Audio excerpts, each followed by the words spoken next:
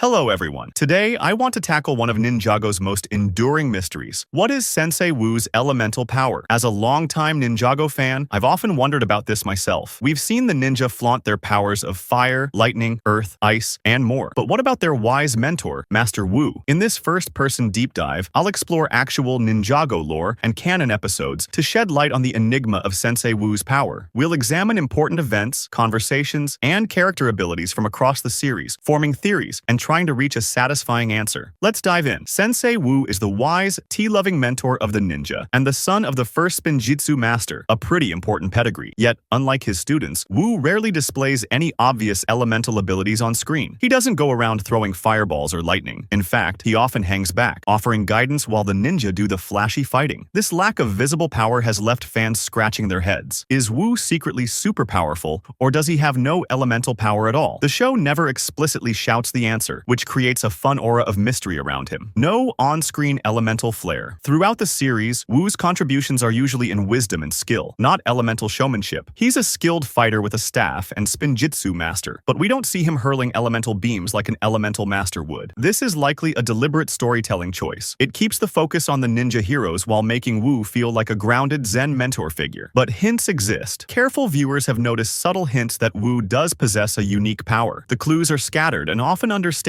which is why we need to dig into the lore. From ancient techniques to family history, these hints collectively suggest that Sensei Wu's element is very real, just quietly so. So, what exactly is his power? Let's round up the clues from Ninjago canon and see what picture they paint. To solve this mystery, I'm going full Spinjitzu detective mode. Let's examine several key moments in Ninjago history that shed light on Sensei Wu's elemental abilities. Each of these moments is like a puzzle piece. Put them together, and we might see the full image of Wu's power. Tornado of Creation. One of the earliest hints comes from the pilot episodes of Ninjago. Sensei Wu and the original 4 ninja combined their Spinjitzu to form the Tornado of Creation. This legendary technique allowed them to literally create something from nothing, building a powerful vortex. The fact that Wu led the ninja in performing the Tornado of Creation suggests he has mastery over creation energy. After all, you'd presumably need the power of creation to do a creation tornado, right? It's a strong early clue that Wu's elemental essence is tied to creation itself. More on that term, creation, soon. Wu's dragon in the Ghost Invasion. Fast forward to Season 5, Possession. During the Ghost Invasion led by Moro, Wu's former pupil, Sensei Wu surprises us by summoning his own dragon. Yes, Wu has a personal dragon. In episode 47, Sticks and Stones, his dragon first appears to help in the battle against the ghosts. In Ninjago lore, only elemental masters can summon elemental dragons as guardians or mounts, so the fact that Wu can call forth a dragon strongly implies he wields an elemental power. In canon sources, this creature is even referred to as Master Wu's elemental creation dragon. That name is a dead giveaway that Wu's dragon is tied to the element of creation. It's as if Wu's elemental energy manifests as a dragon when needed, just as Kai's element lets him summon a fire dragon, etc. Wu doesn't use his dragon often, but when the stakes are high, like a realm of ghosts attacking, he brings out this big gun. This is a huge hint that creation is his element. The family heritage, Oni and Dragon. Ninjago's later seasons give us juicy lore about Wu's family that helps explain his power. We learn that the first Spinjitzu master, Wu's father, was born of both Oni and Dragon lineage, 2 primal forces. In Ninjago's mythology, the Oni represent destruction and darkness, while dragons represent creation and light. Wu and his brother Garmadon each inherited one side of this dual heritage. Garmadon, who fell to darkness, embodies the destructive Oni power, and indeed his known elemental essence is destruction. More on that soon. Wu, by contrast, embodies the creative dragon power, which aligns with creation. As one fan neatly put it, the first Spinjitzu master was a child of both Oni and Dragon, and each of his sons got the power of either Oni or Dragon. This in-universe logic beautifully frames Wu as the master of creation, balancing out Garmadon's destructive might. It's practically a yin-yang situation. Wu's life force is tuned to creation, light, Garmadon's to destruction, darkness. Season 10, March of the Oni. Finale. The culmination of the Oni story in Season 10 is the grand confirmation. In the finale of March of the Oni, Master Wu teams up with the ninja, and even Garmadon, to perform a massive tornado of creation that vanquishes the Oni threat. This moment is epic. It calls back to the original tornado of creation, but now with Wu and Garmadon united alongside the ninja. The fact that Wu and his once evil brother together unleash creation energy to save Ninjago speaks volumes. It shows Wu fully exercising that creation power on screen, using it at the most critical moment. This act also symbolically reinforces that Wu equals creation, and interestingly, Garmadon, having been purified of evil by this point, is able to channel creation too, proving he had that potential within him as well. It's worth noting that this combined tornado is so powerful, it knocks Lloyd unconscious, and even gives him a vision of the first Spinjitzu master. That's how profound the creation force is. It literally connects to the power that built Ninjago itself. Wu, of course, handles it with his characteristic calm. It's like seeing the wise mentor finally cut loose with what he's always been capable of. Wu's restraint and non-uses of power. Another clue about Wu's power is how infrequently he uses it. In an official description of his abilities, it's said that Wu can indeed create something out of nothing, but he rarely uses this ability, knowing it must be used with care and not overused. Throughout the series, Wu often chooses not to solve problems by just zapping things into existence, even if he theoretically could. For example, when the Overlord's evil was spreading, or when the Stone Army attacked, Wu didn't suddenly conjure a miracle solution. He let the ninja find the solutions. This suggests a combination of wisdom and possibly limitations. Perhaps using creation power has consequences or requires great energy. Notably, the few times he does tap into it, like the tornado of creation instances above, it's with others or for a specific purpose, never for trivial matters. In fact, some seemingly magical little tricks Wu did in early episodes, like instantly changing the ninja's robes or conjuring a teacup in his hand, were later clarified by the creators to be just parlor tricks, not true elemental power. That detail humorously shows how careful Wu, and the writers, are about not portraying him as a walking deus ex machina. Wu could be mighty, but he's disciplined enough to rarely wield that might. Each of these clues pieces together the picture. Sensei Wu's elemental power is strongly implied to be creation. This isn't just fan speculation either. It's grounded in the show's lore, and even statements from Ninjago's creators and reference guides. But before we conclude, let's consider exactly what creation means in Ninjago terms, and address a few counterpoints and theories from the community. The terms creation and destruction aren't as commonly discussed in Ninjago as, say, fire, lightning, water, etc. So let's explain. These are often called elemental essences rather than standard elemental powers. They are more primal and sweeping. Creation. This essence is about building, life, and positive energy. According to lore, it grants the power to create anything from nothing and is associated with light and goodness. The first Spinjitzu. Master himself wielded the power of creation. In fact, he had the golden power, which encompassed all elements, including creation, and used it to create the world of Ninjago. In modern times, Master Wu is the known inheritor, Yachar user of creation, using it in techniques like the tornado of creation or summoning his dragon. In color symbolism, creation is linked with colors like white, gold, and yellow, fitting for Wu's white robes and the golden hints in his powers. Destruction. This essence is the flip side, tearing down, darkness, and negative energy. It allows one to destroy anything and is linked to darkness and the Oni. Lord Garmadon, especially when he was evil, channeled destruction. He even could shoot dark lightning bolts using it. After Garmadon was purified of evil at the end of Season 2, he essentially stopped using the power of destruction and sought balance instead. Destruction is associated with black and purple colors, not coincidentally Garmadon's color scheme. Understanding this dichotomy helps clarify Wu's role. Wu equals creation, Garmadon equals destruction. They balance each other out, just as their father balanced both. This also explains why Wu and Garmadon were able to unite and generate the creation tornado against the Oni. Garmadon had, temporarily, let go of destruction and embraced the light, essentially joining Wu on the creation side to save Ninjago. Interestingly, there was a notion that when Garmadon unlocked his true potential, achieving inner balance and renouncing evil, he then wielded creation as well. Conversely, some speculate if Wu ever faced a dark turning point, he might be capable of destruction, though Wu has never fallen to evil to test this theory. In any case, by series end, Wu and Garmadon demonstrate that creation is ultimately stronger when used in unity, as they triumphed over the Oni's pure darkness. Because the show itself never had a character outright announce Sensei Wu's element is creation, the fan community has debated this topic for years. Let's address some of those theories and clarifications. Is Wu's element light? Early on, some fans interpreted Wu's power as literally the power of light, with Garmadon having darkness. It's an understandable guess. Wu is the good brother, often depicted with glowing light around him, etc. However, in official terms, light isn't listed as an element for Wu. It's essentially the same concept as creation. One forum user recalled, "I thought Wu had the power of light and Garmadon the power of darkness." This isn't far off from the truth. Light versus darkness is essentially creation versus destruction by another name. The terminology creation is what the canon uses, tying Wu to his father's creative powers rather than introducing a new light element separately. Early official description. This might surprise you. The mystery of Wu's power wasn't always a mystery. Way back in 2011, LEGO's official Ninjago website actually explained Wu and Garmadon's powers in a lore description. It stated that Sensei Wu's creation power comes from having all the elements in balance, whereas Lord Garmadon's power came from all elements out of balance, hence destruction. This effectively confirmed creation, destruction, as their respective abilities from the very start. However, as the TV show and storyline evolved, this detail was never explicitly foregrounded in an episode. It seems to have been left as background lore. By Season 2 and onward, the focus shifted to Lloyd being the Green Ninja, with the power of energy, and the whole prophesied golden power, so Wu's own elemental status stayed in the background. That 2011 description is very telling though. It was the creator's intent that Wu has balanced elemental energy, creation, even if it wasn't spelled out on screen. Not elemental power, in the usual sense. An interesting nuance comes from one of Ninjago's co-creators, Tommy Andreasen. He once commented that Wu's creation power is not an elemental power in the same way the ninja's powers are. In other words, creation might be something unique, inherited directly from the first Spinjitzu master, rather than through the line of elemental masters. If Wu isn't considered an elemental master per se, it could explain why he didn't participate in the Tournament of Elements, Season 4, as a competitor, and why his power is seldom referenced among the others. It's like he's playing in a different league, a step above the standard elements, or simply a special case. However, this statement caused a bit of confusion, since the official guides, e.g. the 2016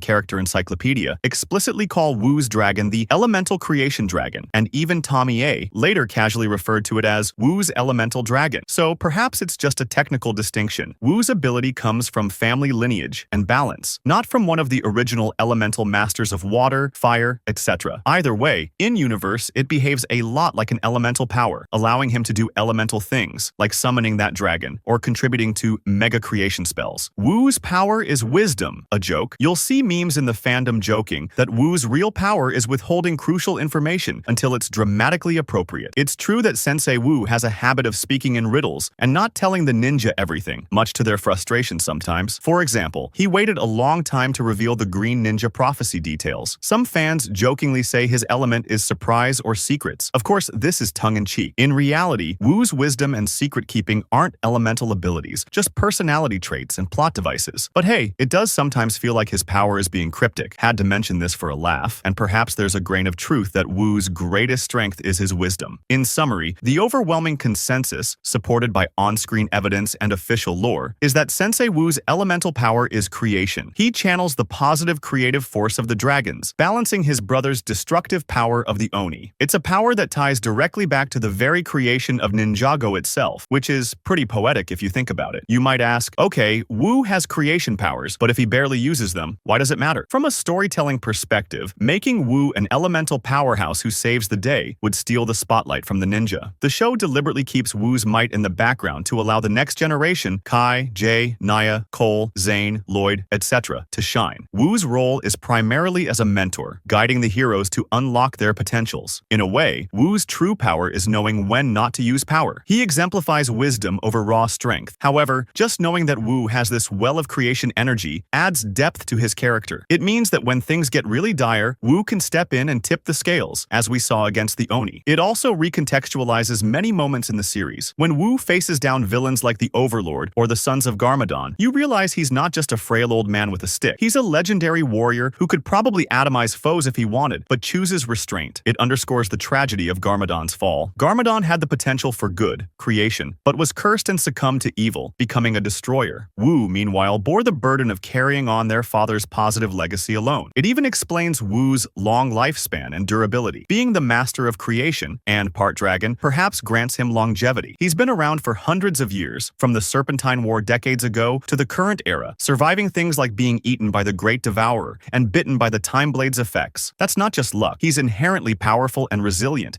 even if we seldom see the magic glowy side of it. From an in-universe logic standpoint, Wu having creation also means the balance of Ninjago's elemental forces remains intact. The first Spinjitzu master passed on both sides of his power to his sons. Lloyd, Wu's nephew, later inherited the ultimate balance as the Green Ninja with the combined energy power, and even wielded the golden power briefly. So the family line maintained all aspects: Wu, creation; Garmadon, destruction; and Lloyd, balance of elements, gold. It's a nice symmetry in the lore. So, what is Sensei Wu's elemental power? The plausible answer is creation, the power to create. We've seen multiple evidences of it, from the tornado of creation, to his elemental dragon, to the very heritage of his bloodline. It perfectly fits with Wu's character as a force of good and creation in Ninjago's universe. Yet at the same time, the show smartly keeps it low-key. They never have Wu brag about it, nor do they give him a flashy true potential scene like the ninja, because a bit of mystique around Wu is a good thing. It keeps us intrigued. And I love that the question still makes us think. Even after so many seasons, we fans still discuss and theorize about Wu's power. The ambiguity invites us to engage with the lore, much like we did in this video, piecing together facts and hints. Ninjago's storytelling often leaves certain things unsaid, trusting the audience to fill in the blanks. Wu's element is a prime example. In the end, Sensei Wu remains something of a silent guardian. He has this incredible creation ability, but his greatest strength is his wisdom to use it sparingly. As the saying goes in Ninjago, true power isn't without, it's within. Wu epitomizes that by always favoring inner strength and teaching over flashy displays. His element, creation, is the power of life and building, and he most often uses it to build up the next generation of heroes rather than build walls or weapons. I hope this analysis satisfied your curiosity and maybe even taught you something new about Master Wu. If you're like me, you'll rewatch some old episodes with a new appreciation for those subtle moments where Wu's true power flickers just beneath the surface. Is there still some ambiguity? Sure, the show leaves a tiny door open for interpretation, but that's part of the fun, and it keeps us Ninjago nerds talking and imagining. Until next time, remember, there is always more to learn. Stay intrigued, stay creative, and ninja, go!